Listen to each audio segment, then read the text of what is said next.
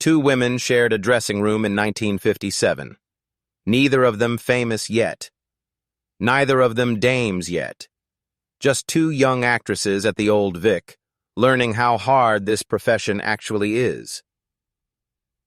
67 years later, one of them sat on a festival stage, was asked a simple question about grief, and couldn't finish her sentence. That's the whole story, really.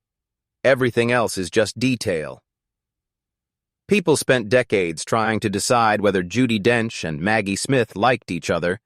The teasing, the sharp one-liners about each other, the running joke that Maggie always got asked, "Why does Judi get offered things first?" Audiences read that as tension, as competition dressed up in politeness. They weren't wrong, exactly. There was competition.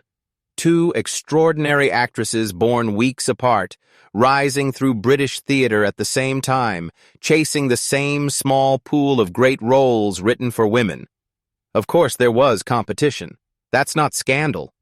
That's just what happens when two people are equally brilliant and equally ambitious in the same tiny world. What people missed is that the competition and the closeness were the same thing. Judi and Maggie didn't manage to stay friends despite rivalry. The rivalry is why the friendship held. They pushed each other. They knew exactly where the other one was ticklish, professionally and personally, and they used that, carefully, affectionately, the way only people who've known each other for half a century are allowed to. Maggie once joked about their early Old Vic days, that she remembered Judi playing the pretty young thing while she herself did not.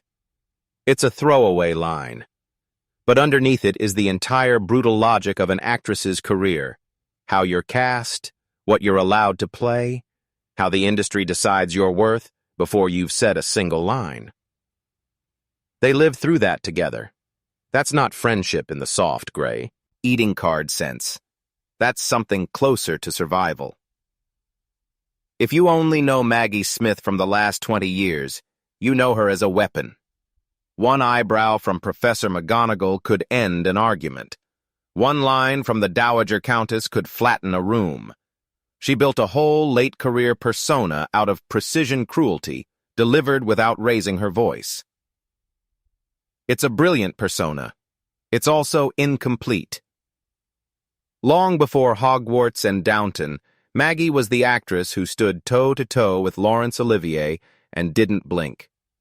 She won her first Oscar playing a teacher whose confidence curdles into something close to danger. The prime of Miss Jean Brodie.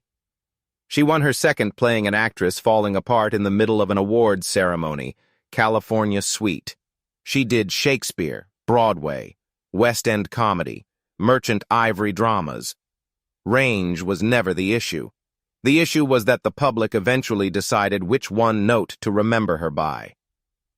Behind that note was a woman who buried a difficult first marriage. Her husband, Robert Stevens, struggled with addiction and infidelity, and she held her family together anyway while still working. Behind it was a second marriage to playwright Beverly Cross that gave her stability until his death, after which she never remarried, and carried that particular kind of quiet aloneness for the rest of her life. Judi knew all of that, not from headlines, from decades of proximity. That's the difference between mourning a public figure and mourning a friend. The public lost McGonagall. Judi lost the person who existed in the gaps between performances. Here's what actually happened, on the record. A week after Maggie Smith's death, and the death of another close friend, actress Barbara Lee Hunt, just 11 days earlier, Judi Dench appeared on stage at the Cheltenham Literature Festival. By most accounts, she was in good spirits early into the conversation. Then interviewer Brendan O'Hee gently raised it. "I know the last week's been hard. You've lost two great friends." He asked her something she'd said once before, that grief was like petrol. What did she mean by that? She started to answer. "I suppose because the energy that's created by grief." And then she stopped. She didn't finish the sentence. The tears did the rest of the talking. This is a woman who has spent 70 years being extraordinary in front of audiences. Queens, spies, headmistresses, M herself in the Bond films. There is almost no emotional register Judi Dench hasn't performed on command. And in that moment, none of that training was available to her. There was no performance big enough to hold what she'd lost.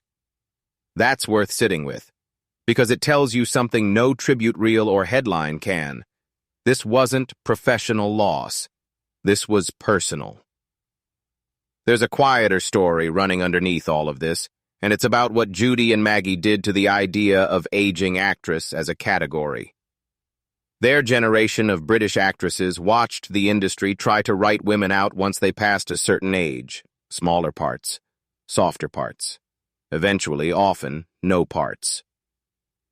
Maggie and Judi didn't accept the shrinking. They turned age into the point. Violet Crawley's contempt worked because you could feel decades of a very particular kind of authority behind it.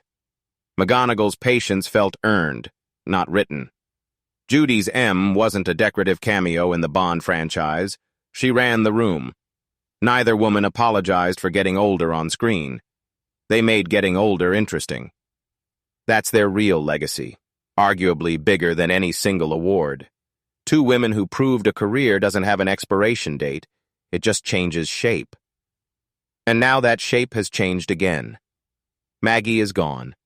Judi, at 91, has spoken openly about losing much of her sight to macular degeneration, the very sense that let her read scripts, watch her scene partners, do the job. And still, by every account, if seek these come, he's offered work. She wants to do it. That stubbornness is the same stubbornness that got two young actresses through a shared dressing room at the Old Vic in 1957. It never left either of them. So, the rumor. The thing people wondered about for decades, were Judi and Maggie really as close as they seemed, or was some of that public affection covering old resentment? Here's the honest answer. They were rivals. That part was never fiction. But rivalry and love aren't opposites. Not for two people who spent a lifetime in the same brutal, brilliant profession, watching each other survive it. The teasing was real. The competitiveness was real. And so was everything underneath it. Judi didn't need to give a statement defending her friend's reputation. She didn't need to explain. On the record, the rivalry was never actually cruelty. Her silence on that stage did it for her. You don't lose your composure like that for someone who was only ever a colleague. You break like that for someone who has been quietly present for nearly your whole life. Maggie Smith wasn't just McGonagall, or the Dowager Countess, or the Sharp One. She was sharper than her legend, and softer than her legend let on. Private, but never empty. Funny, but never light. And to the one person who'd known her since before any of the fame, irreplaceable.